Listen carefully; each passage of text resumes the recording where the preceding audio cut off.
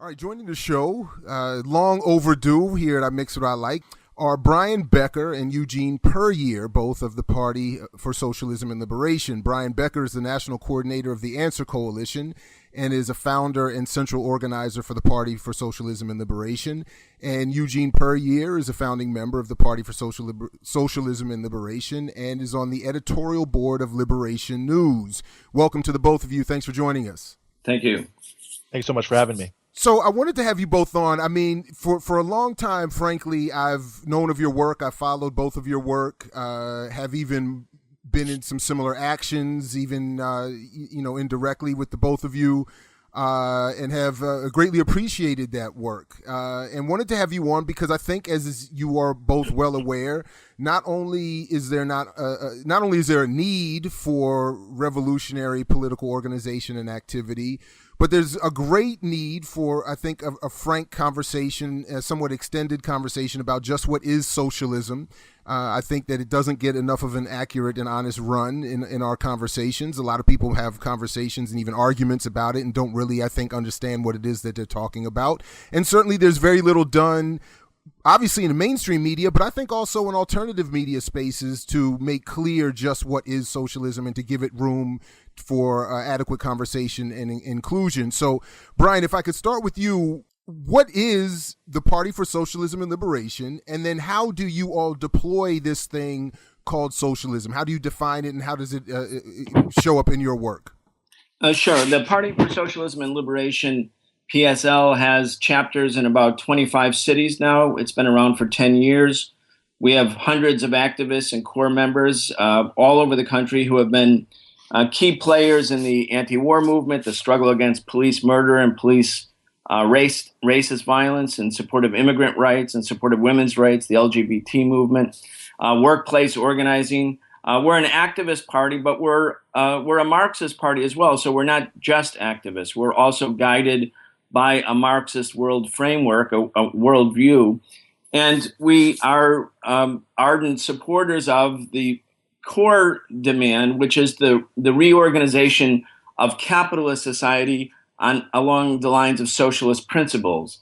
And what we mean by socialism is to take, in short term, to take the vast wealth that exists in society that's been created by the labor of working people, that has been privately appropriated by corporations, and thus enriching a small part of the population, the 1% or the 0.1 of the 1%. And instead of having those people control the wealth, to take that wealth, the wealth created again by the social labor of working people, and use that money to provide basic guaranteed rights for every human being, meaning the right to a decent paying job, the right to free healthcare, the right to free education, the right to affordable housing. In other words, the basic things in life, that which is needed to sustain life, should be a constitutional legal right guaranteed to every person in the country, every person born, and that wealth should be re-expropriated from the capitalist class that lives with great fortune off of the labor of workers. Now, you take, just to give you one quick example, you take the Walton family that owns Walmart. Walton family has the equivalent wealth of 41% of the American people, 41% of the entire population. That's crazy. And the Walmart workers, the ones who actually do the work and generate the profits, generate the income and thus the profits for that family, they are so poorly paid that they're all eligible for public assistance. They can't feed their families. So we're saying, instead of Walmart family owning and expropriating the wealth from Walmart stores, those stores and all other means of production should be nationalized, should be turned into public property, and the profit should be used for the benefit of working people rather than this small capitalist class. That's the essence of what we mean by socialism. It's returning the human family to where we were for 95% of our existence as a species, which was living in cooperation with communal property. It's only in the last few thousand years that the human family's existence has been, I would say, perverted by the existence of private property, private ownership, and thus great inequality. So we're talking with Brian Becker and Eugene Puryear of the Party for Socialism and Liberation. Brian, before we move on, I also wanted to ask you, what is, from the time that I came back into the D.C. area in the early 2000s and became, somewhat active in the area, the Answer Coalition had at least since that time that I'm aware of, had a prominent position and role in radical activist struggle.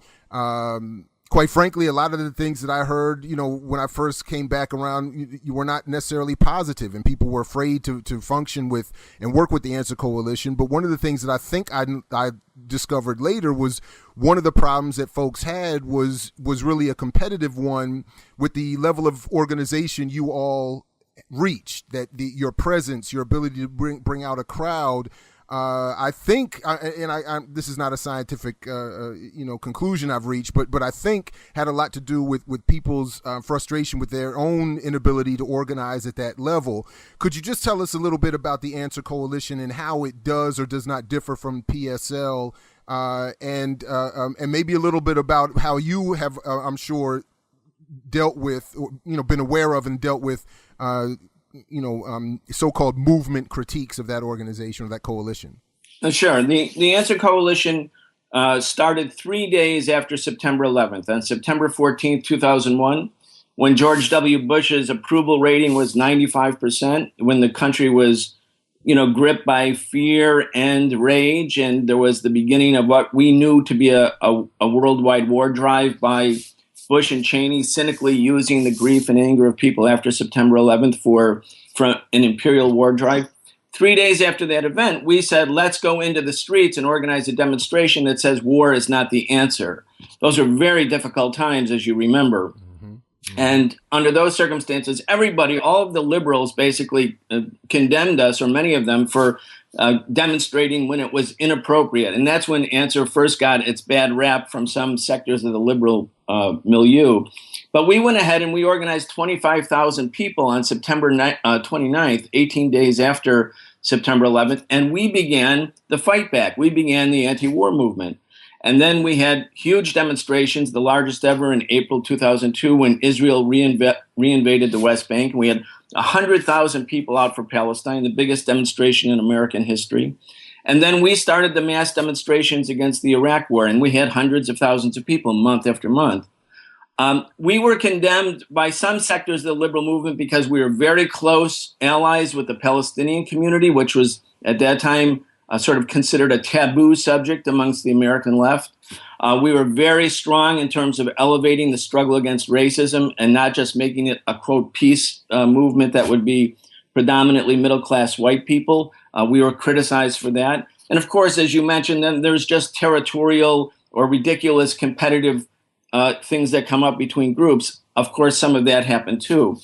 But I think what's been noteworthy about the Answer Coalition is we have brought a professional level of organization into a volunteer movement. We've used professional standards for organizing. And at the same time, we've been inclusive, meaning we never kept any sector of society out because it was considered to be alienating to somebody else. So we said we want the Black and Latino and Asian and Arab and progressive whites to work together. We want gay and straight people to work together. We want to be with the undocumented community when some in the peace movement said, well, that's not an anti-war issue. We've had a position of uniting as many people as possible so that we can fight for each other and with each other. It was a different sort of political message and something that I think big parts of the peace movement who wanted to make peace be a single issue, peace being the absence of war, peace being when only Americans die. In other words, that sector of the movement that was sort of tied to an old view, they criticized us, but that goes with the territory. Eugene Puryear, again, thank you for joining us as well. And look, I don't mean to do what I think often happens in these kinds of conversations or in these kinds of, even organizational spaces, that is to reduce you to the race guy in this socialist conversation. But I mean, this is as you know, we've talked publicly, privately about this for on and off for a number of years now. This is something that is a major concern for me. I think for some of the listeners to this program, this issue of race versus class. And I continue to admit that for whatever it may be as a flaw analytically, I am a race first person. I feel as though I do feel it very personally as someone that has been in some ways beaten down by race and white supremacy to the point where I can't see past that as a primary starting point for organization, for political struggle, and so on. That is the national question before the class question is for me primary.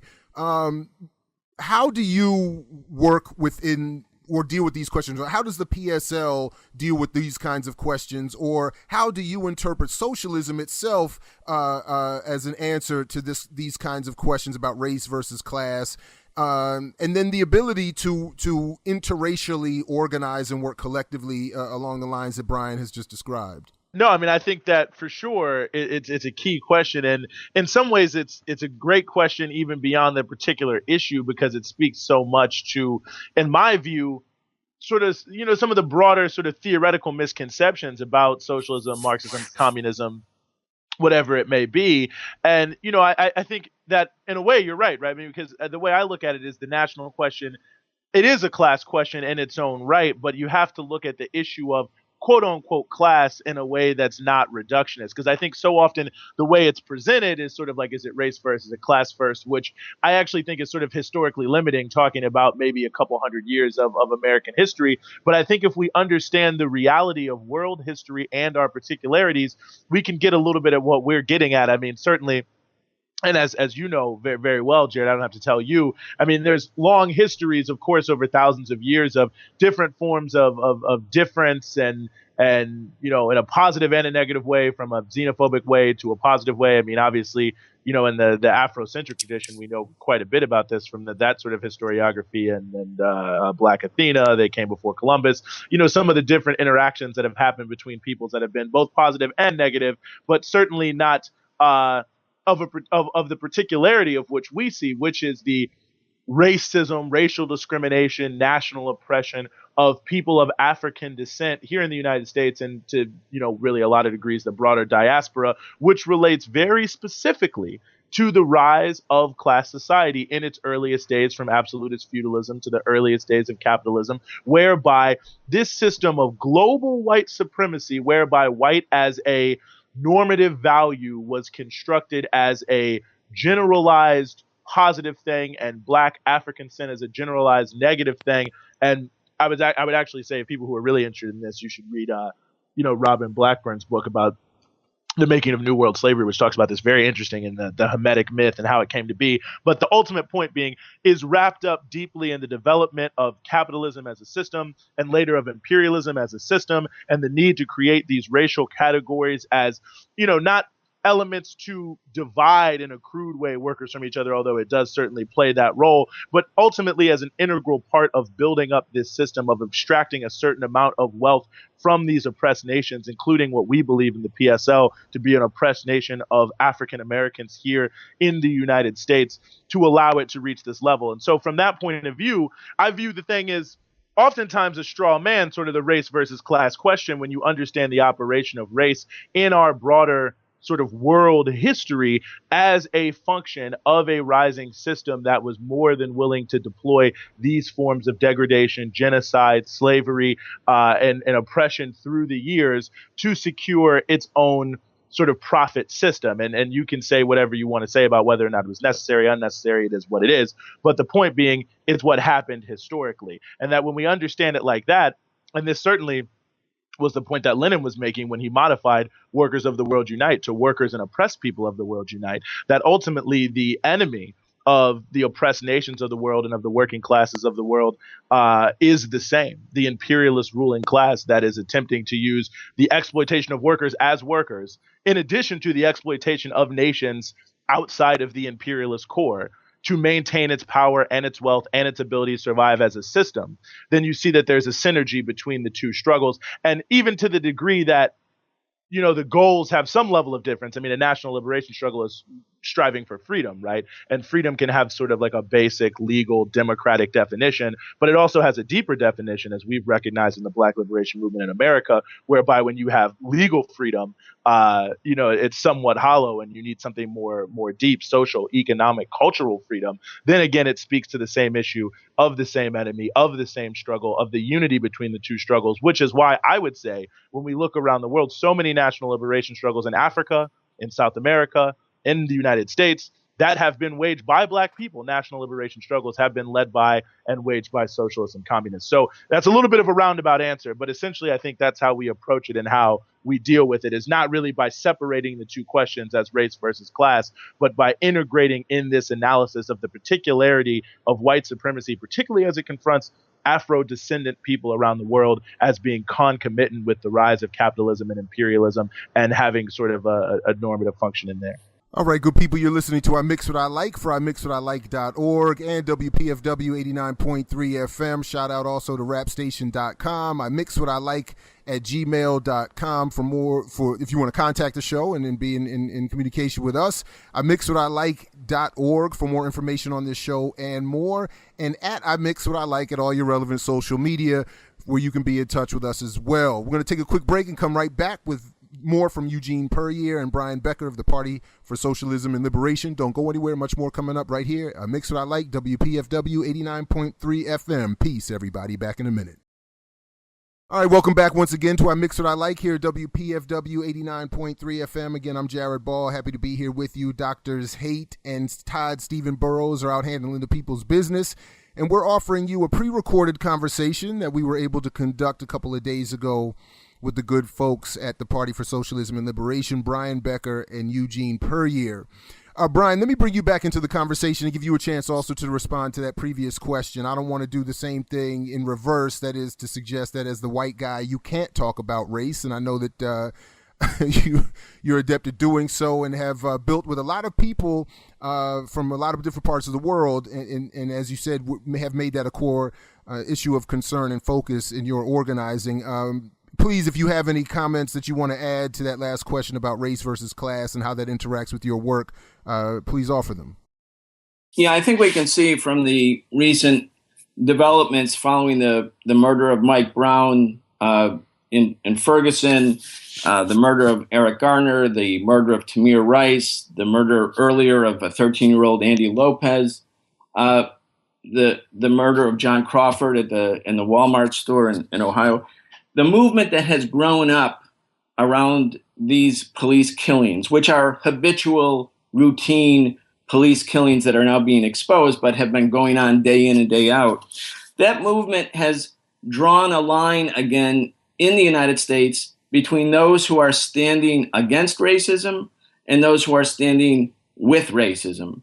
And all of the people who are supporting Darren Wilson or supporting the NYPD or the police in general, and that's a very significant part of the white population, those people are doing so because of the function of white supremacy and racism. Even though they may be working class people, even though they may be oppressed people, even though they may themselves be suffering from low wages, the only reason they're standing with the cops, if they are today, is because of white racism and the function of white supremacy. So as revolutionary socialists, as communists, as those who are seeking to build multinational unity against the 1% or the 0.1 of the 1%, those who are the real power, the racist ruling class in America, we can't really build multinational unity without putting the struggle against white supremacy at the very center of our activity. And so you see, for us, we consider the struggle against white supremacy and racism to be the leading and most significant part of America's class struggle, because you can see this has been the fault line for capitalist rule, as Eugene said, for the past 400 years, since this social system was implanted on the soil of the indigenous peoples of North America by European monarchs and those who they deeded the land to. This system of capitalism has grown up in parallel as a method both of class domination and for the extraction of super profits by the capitalist establishment, and it's left a big impact on big parts of the white population. So we as revolutionaries are organizing against the capitalist class and in support of higher wages and affordable housing and free healthcare and free education, but also doing that with the full recognition that we have to make this struggle against white supremacy and every manifestation of racism as a principal part of our struggle. And there are a lot of white people, I want to say, who are also coming out and standing with the black community right now as it mobilizes in a central way. It's not the majority of the white population, but millions of white people want to fight racism. They want to be against the racist ruling class. They are, as we can see from the reemergence of what is largely a black-led movement in the last couple months, willing to and excited about the fact that there can be African or African-American leadership for a broad social movement that they'll be part of, as happened to a considerable degree in the 60s. In other words, there's reasons for hope and optimism that in spite of the awful legacy of and backwardness of white supremacy within significant portions of the white working class and middle class population, that the struggle against racism can inspire millions of people of all races and nationalities to join together. So we consider it to be pivotal in terms of the class struggle in the United States. That again, folks, is Brian Becker and Eugene Puryear of the Party for Socialism and Liberation joining us here at iMiXWHATiLiKE on WPFW 89.3 FM. Gentlemen, some years ago, there was an attempt made, I think, a little attempt made by the folks at the Revolutionary Communist Party to recruit me to be more involved with them. And I wanted to ask you one more question along these lines of race versus class, because my response to them, I frankly, I admitted that one of my biggest obstacles was joining an organization led by another white guy who, at least at the time, I'm not sure of his current status, was somewhere off hiding in the world for reasons that I wasn't really clear on. And I don't mean to take shots at Bob Avakian. I don't know enough about his history to do that. But that was just my initial general response. But then more to the substance of it was that was the same question about the place that certain revolutionary thinkers have in sort of the pantheon of radical thought. So obviously in terms of socialism and communism, you've both mentioned Marx and Lenin. And my question for this one person, making this effort to bring me into the organization was, where do you all place other people that I hold in even greater esteem? For instance, Frantz Fanon, Claudia Jones, and even more specifically, Kwame Nkrumah and Kwame Ture, formerly known as Stokely Carmichael, and their application of scientific socialism under a United States of Africa. Again, the national question first, a race first approach, but also one that deeply infused and borrowed from and extended even the work of Marx and Lenin and Mao. How, Eugene? I'll start with you. I don't know. How does that question, or how do you all respond to that question, or to those thinkers, or their place in this history of ideas? Well, I would say very high. Certainly one of the number one articles that I use a lot of times when we're discussing issues of, socialism in the African diaspora with individuals, comrades in the party and friends of ours, is actually Nkrumah's piece on African socialism, which I'm sure you're familiar with. It's sort of a polemic essentially against Julius Nyerere and some of the quote unquote African socialists who exist, and making a number of the points about the importance of scientific rootedness, also making some, I think, very clarifying points regarding that there is no African socialism. There's just socialism. Right. Exactly. And also sort of trying to dismiss, I think he even calls them some of the fairy tale visions of Africa and things like that, which I think is extremely useful from a lot of different perspectives, even outside of just the African continent. And certainly, Fanon and others who can't be denied, because ultimately Walter Rodney, I won't go on and on all day, because we could go on and on all day, because, similar to what I was saying towards the end of my last comments, I think what we've seen is that so much of the national liberation praxis, if you will, to sound a little academic, in the African world, although the same can be said in other nations and continents and areas as well, have been coming from people who are deeply infused with the concept of, whatever you want to call it. I mean, sort of some people would call it sort of like a Marxist analysis. I mean, I would say it speaks to sort of the universality of scientific exploration from sort of a materialist perspective in the world, which I think is essentially the basic point that Marx was trying to make. And I think it's the sort of the point that Nkrumah gets at also in the early first chapter, I believe it is, or maybe the introduction to neo-colonialism, where he's talking about the sort of the place of the Russian Revolution in history and understanding it, is it's not so much about certain individuals explicating certain things, whether they were the ones who did it or did not, but the fact that these experiences arise out of a certain reality. I know Amilcar Cabral in his Weapon of Theory speaks very heavily to this when he describes what is a revolution, which is certainly a materialist conception, but he just breaks it down in his own words. But I think it speaks to the general universality whereby, some people read Marx and Lenin like they are sacred text. And that's fine, I guess, to some degree, although I don't agree with it. But from our perspective, they are guiding texts that speak to a certain method, which makes it easy for people of any and all backgrounds, regardless of the particular focus of what they may be doing, to embrace these sort of general assumptions and push them forward. So, I mean, I think from our perspective, we're not trying to create some sort of pantheon so much as we're speaking to the method that was originally explicated by, in our view, not maybe originally isn't really the word, but you know what I'm saying? That sort of was systematized by individuals like Marx and Lenin, but certainly is not exclusionary of many, many other very important thinkers. I think it's less about a pantheon and more about a method, I guess, is the real answer. And before I come back to you, Brian, Eugene, how do you answer this question of socialism being Eurocentric and therefore of little value to African descended people or other groups of people who have their own histories and own trajectories and own cultural norms and values that, of course, Marx knew very little about? I mean, he was clearly no expert on the African world. Or the thoughts that predate his own, or the versions of social organization that predate the one with which he was most familiar. How do you address that? Because I always go back to that not famous enough to me debate between Molefi Asante and Kwame Ture in 1996, where this question of from Asante and that wing of the Afrocentric camp says, that socialism is of no value because it is Eurocentric and therefore anti-African, antithetical to African beliefs and values, etc., and cannot have any solutions or answers for that population or that community of people.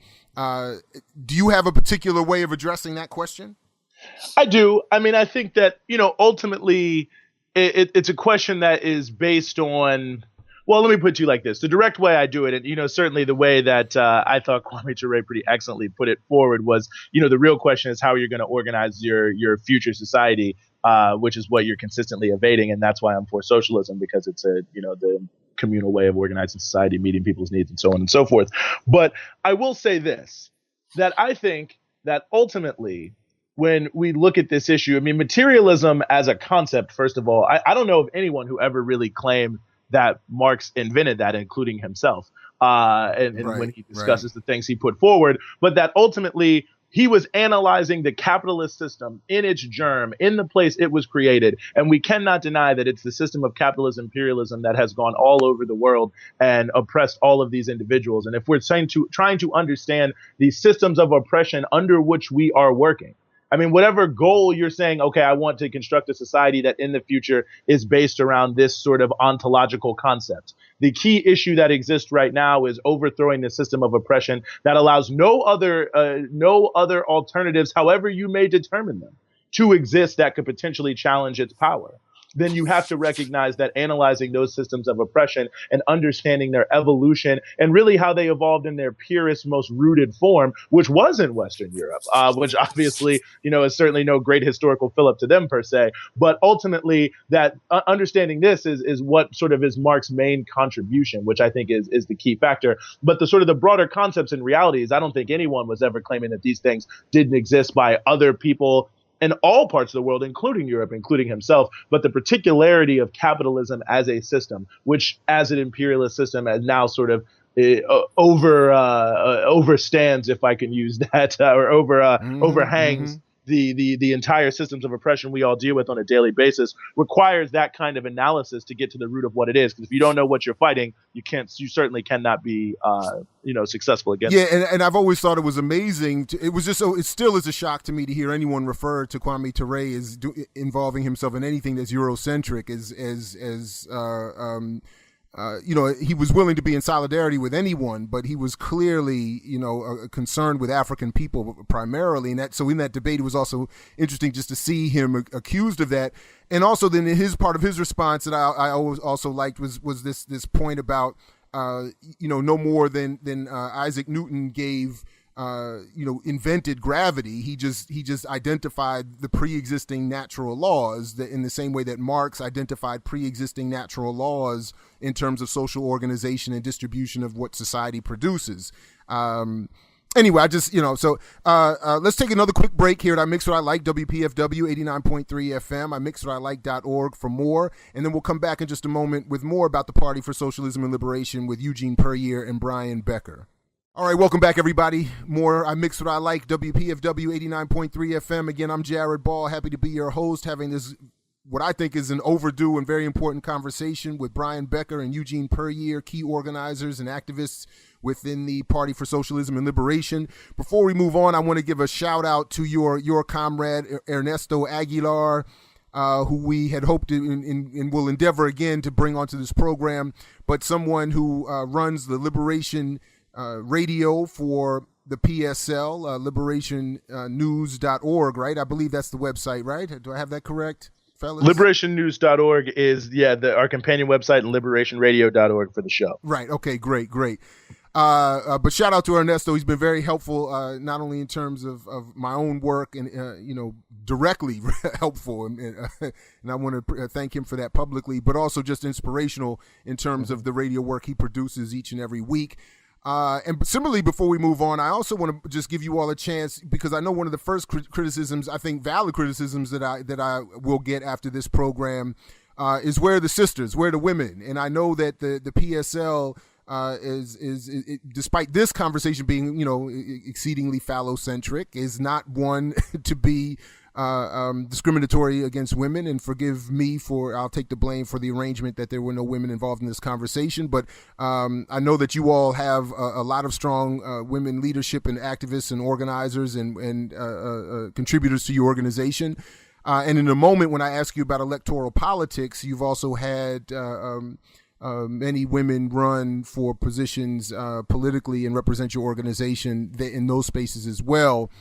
But Brian, I wanted to also give you a chance to respond to that last question. If you had any thoughts you wanted to add to that question of the role of where some of these key thinkers are, I wanted to give you a chance to respond to that as well. Sure. I think that for us in the Party for Socialism and Liberation, we study Marx and we study Lenin and Engels and the great thinkers who helped create what's called scientific socialism, but we also study Walter Rodney. We also study Amilcar Cabral. We also study Samora Machel from Mozambique. Right. In other words, we have been able to ascertain and gain the theoretical political contributions from revolutionaries all over the world. And the fact of the matter is that while Marxism first took root where capitalism took root in Europe, once you see the end of World War II, the whole thrust of global Marxism shifts dramatically to the east and to the south. And so the world was shaped and then reshaped after World War II in what is called the Cold War, but what was really a war by imperialism trying to, what they called contain communism, but what they were really trying to contain was the struggle for national liberation and independence in the colonized world or the semi-colonized world. And those struggles were, to the extent that they were very revolutionary, led by the communist parties of Korea and China and Vietnam and Laos and Cambodia. And that sweep also went to the Middle East. So you see the Iraqi Revolution in 1958, largely led by the Iraqi Communist Party. It was the communists in Egypt and the communists in Syria, along with bourgeois nationalist forces who were anti-imperialist, who overthrew colonial rule in the Middle East. And then we have Nkrumah in Africa. We have the great thrust of the African Revolution that, as we know, spread everywhere in South Africa, the South African Communist Party, in Angola, in Mozambique, in Guinea-Bissau, in Ethiopia, which had a communist led revolution first in 1974, and then a further departure to the left under Mengistu in 77. And then you have Latin America, where you have Fidel and the Latin American revolutionaries taking up the banner in Chile and Argentina, everywhere. So Marxism really migrated to where the center of gravity for revolutionary politics went. It was no longer Europe. It wasn't North America. It was really what was historically called the so-called Third World, the colonized and semi-colonized world. And so Marxism is no longer even remotely European. The European left is largely dwindled. It's small compared to what's going on in the other parts of the world.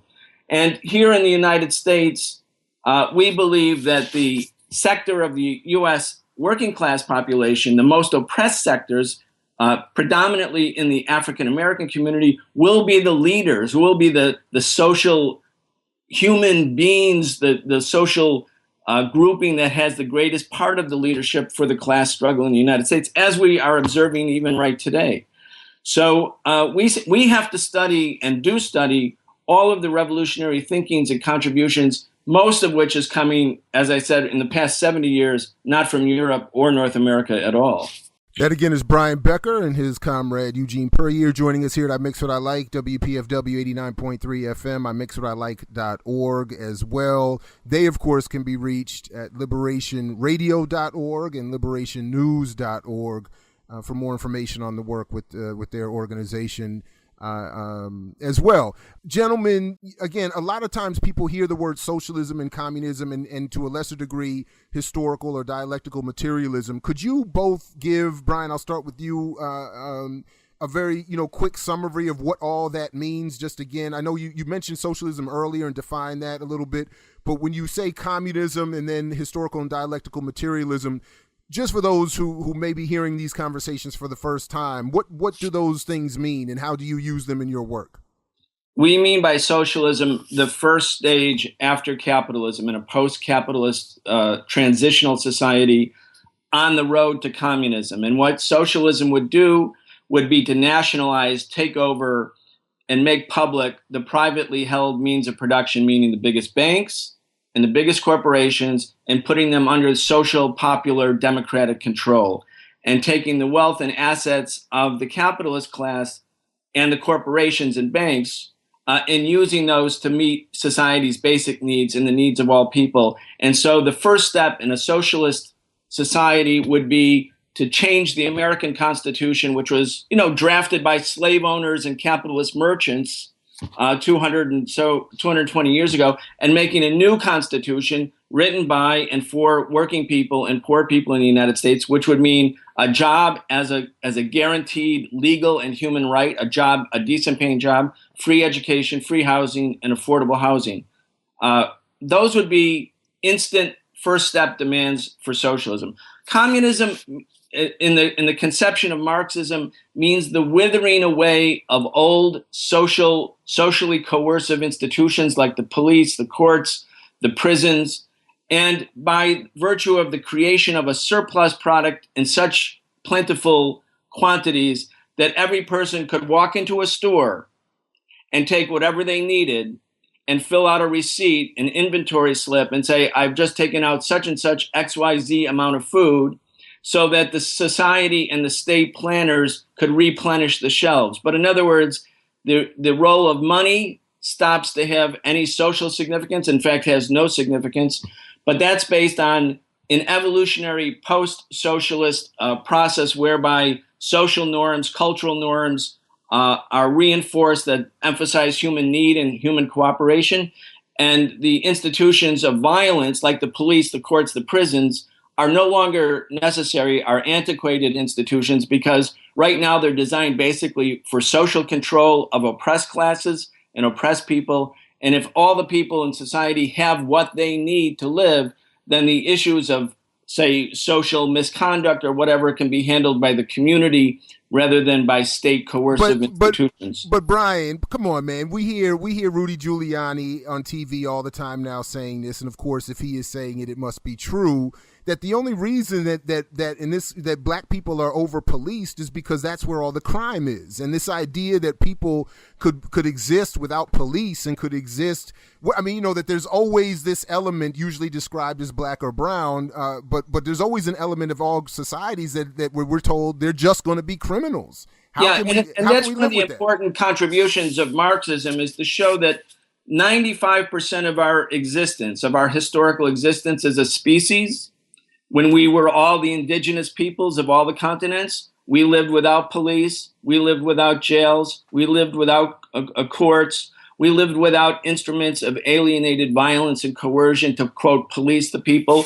In other words, society was based on equality. The human race lived largely as communists until the development of class society, where some parts of the population grabbed hold of the surplus and were able to use that surplus for economic and political power and then transferred it to their male children.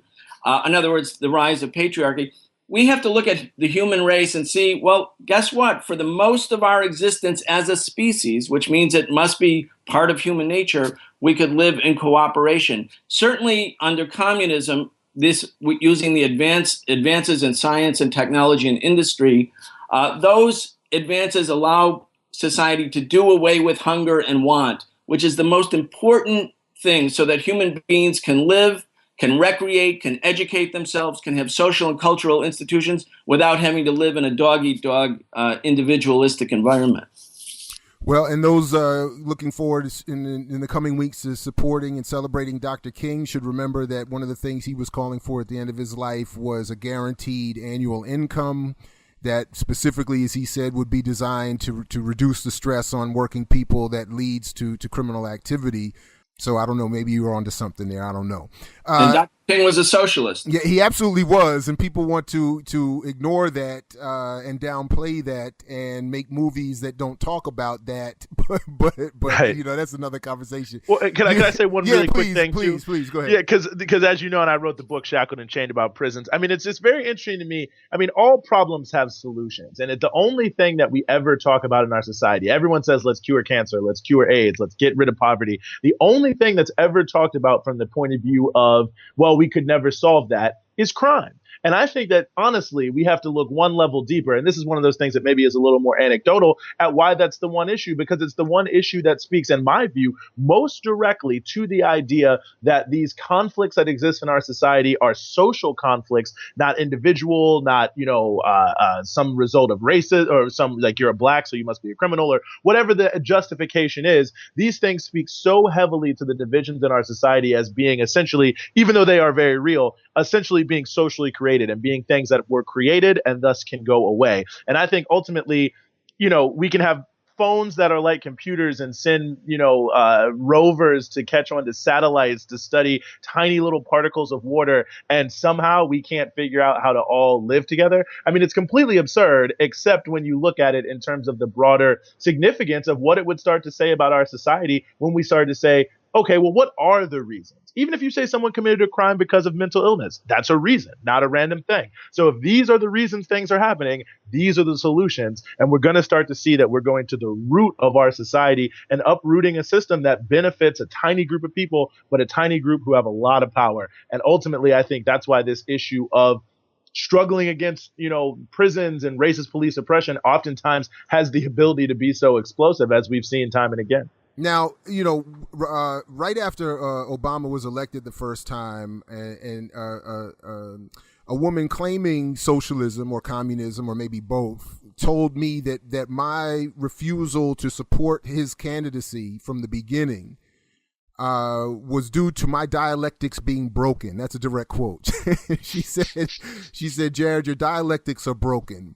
How do you both understand historical dialectical materialism? And again, we only have a few minutes for this, but in a short summary, how do you understand that approach to the world, and how does that help us get to the root of these problems? And what was wrong with mine that I could not have supported Obama in either of these elections? Well, there was nothing wrong with yours. I think it was only wrong with hers. But I'm sorry, Brian, I cut you off. Go ahead. No, go ahead. Go ahead. Oh, no, I was going to say she's the one who perhaps should check her dialectics, which actually doesn't really fully speak to her point. But I think the way we understand it is, sort of dialectical materialism is the understanding of really sort of the interconnectedness of things and how, phenomenon, both social phenomenon and natural physical phenomenon oftentimes are the result of the interaction and contradiction and movement of different forces that presuppose each other, that in their dynamic interaction, they're creating and driving things. And so from the point of view of historical materialism, it's the idea that ultimately the underlying struggle between social groups to determine how the society is going to be set up is in fact the broad motor force, that those sort of contradictions and interplay between those these different factors are what drives forward the historical process. And materialist, because it's based on the actual view of things, not just sort of the theoretical practice, but understanding this theory as being an elucidation of the actual phenomenon in society and in the natural world, even if it's a level deeper. So that's a little brief capsule thing. Brian, did you want to add to that? Yeah, I would say, in the Bible, the first words are, in the beginning, there was the Word of God. And that from that Word of God, human society, first Adam and Eve, but through the whole Genesis, the rest of society was created. As materialists, as historical materialists, we would turn that formula upside down and say, first, there is existence. First, there is human existence and natural existence. And the way people live and how they live socially and how they interact shapes their ideas. And their ideas, in turn, create God. Their ideas create all sorts of political, religious, cultural notions. But those ideas don't fall from the skies. They don't fall from heaven. They come about, even if human beings are not aware exactly of how and why their ideas are being formed, they come about because of their environment. And so when we look at contradictions in society and the contradictions that propel motion, propel conflict, and then solutions, they come from within society, not because of our notions of society, not because of our ideas about how things are or how things should be, but because of the living struggle of people. And so the United States government teaches our children every day when they put their hand on their heart to say Pledge of Allegiance to the flag, to a society that brings justice and liberty for all. They're inculcating a form of idealism, I would say a reactionary, untrue, false idealism amongst our young people. And we want young people to look at society for the way it really is. And then to say, the way it really is, you have vast parts of society living in poverty, vast parts that are in prison, vast parts that are underpaid, vast parts of society that can hardly go to college because tuition makes education a privilege instead of a right, and that this problem isn't because of them, it's not because of bad ideas, it's because of a social and economic system that allocates power and privilege to the few instead of to the majority. And so materialism has a revolutionary outcome once people are liberated and able to see society as it really is, and then come to their own conclusions about how change can be brought about. That's Brian Becker and Eugene Puryear for the Party for Socialism and Liberation. I'm Jared Ball. This is iMiXWHATiLiKE for iMiXWHATiLiKE.org and WPFW 89.3 FM. Shout out, of course, also to rapstation.com. We'll be back in just a quick minute and wrap up our conversation with, again, Brian Becker and Eugene Puryear and the Party for Socialism and Liberation. Don't go anywhere. Coming right back. iMiXWHATiLiKE, WPFW 89.3 FM. Peace. All right, welcome back, everybody. This is iMiXWHATiLiKE, WPFW 89.3 FM. Again, I'm Jared Ball, iMiXWHATiLiKE.org for more, at iMiXWHATiLiKE for all your relevant social media. We're joined again in wrapping up this, for me at least, a great conversation with Brian Becker and Eugene Puryear of the Party for Socialism and Liberation, and we thank them very much for joining us. In this last few minutes that we have, gentlemen, I'll ask you to wrap up any way you like, but I did want to ask you specifically about the ways you all address these issues. That I think even in this brief conversation, you've made a compelling case, certainly to me, reasonable case, though I was already somewhat converted, for the need for this kind of radical change in our society, structural change in our society that socialism is not a bad word, is something that is even to be aspired to, as is communism. I'm wondering, first, well, once upon a time asked this question of one of your comrades, I believe Yari Osorio, running for, I believe at the time, vice president on your party's ticket. And I asked, this question about comparing what you all were doing with electoral politics and what I had been involved in at one point with the Green Party, and wondering why those two efforts and efforts like that didn't sort of unify and join and blah, blah, blah, blah, blah. And the response I got was a good one, that yours was the only electoral political campaign that addressed itself as a socialist movement, one that was looking to end capitalism and offer an alternative, whereas even ours within the Green Party was not that much of a break. So I want to ask you all about your approach to electoral politics, the value as you see it in running these campaigns that, as we're always told, can't win, will never win, are useless and a waste of time, etc. And then beyond that, because I know also that voting is not your central means for bringing about change. Brian, I'll start with you. How do you all see electoral politics as a role, or in playing a role in this kind of change? And then what beyond that do you all advocate, and any other concluding comments you would want to make? Sure, and I'll try to do it quickly. We don't see the electoral arena as a fundamental place for change. People have had an opportunity to witness the change from Bush and Cheney to Obama and the Democrats in 2009, where the Democrats had control of the House, the Senate, and the presidency. And here, 8 years later, the conditions of life are very bad and getting worse for big sections of the working class. And the wars and the drone strikes and targeted assassinations continue. The electoral system has been crafted by the capitalist ruling class so as to maintain its power, to give the illusion of democracy, to let people choose every 2 or 4 years who's going to oppress them for the next 2 or 4 years. So it's a very limited expression of democracy, or maybe the antithesis of democracy. But we run candidates because the attention of the masses of people is drawn into the electoral arena invariably every 2 or 4 years. And we want to get in and compete with the ideas of the capitalists who are, transmitted through the capitalist politicians of both parties. In other words, it's a kind of way of doing political battle, a battle of ideas, even though it's a very limited arena because it's so undemocratic. In terms of the Green Party, PSL, Eugene just ran for D.C. Council at Large as a Green Party statehood party candidate, even though he's also a member of the PSL and a socialist.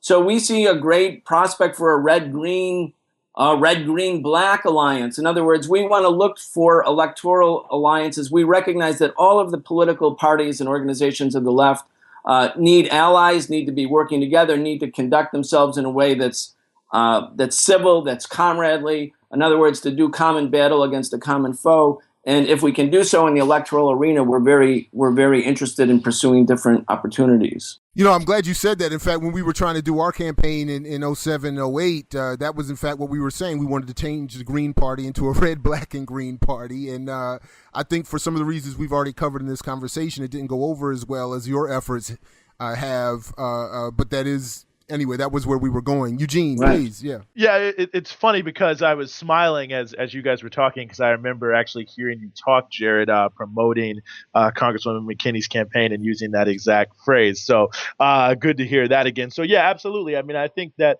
ultimately, the elections, everything Brian said is true. The opportunity it provides us, and also the chance to get a sense to see there's larger numbers of people out there who favor these radical solutions than you'd think, especially since the elections, don't even represent all people. It sort of represents an interesting slice of individuals who are in a particular frame that may be, at least ostensibly more favorable to bourgeois politics, but are still willing to be open to revolutionary politics. I think when you start to see those numbers, even if they're relatively small, they become more significant when you look at, how we conceive the size of our movement and our influence. And I think that ultimately, when we're pulling together a real coalition of people that can start to fan the flames of rebellion and really start to fight back, these are some of the forces that were just mentioned that have the ability to do it. So ultimately, I guess that's how I would conclude, is I think that we're in an extremely pregnant moment. I think, as Brian was alluding to earlier, I mean, I would say maybe the two periods with the most sort of revolutionary upsurge and fervor in America have been ones the Civil War and then later the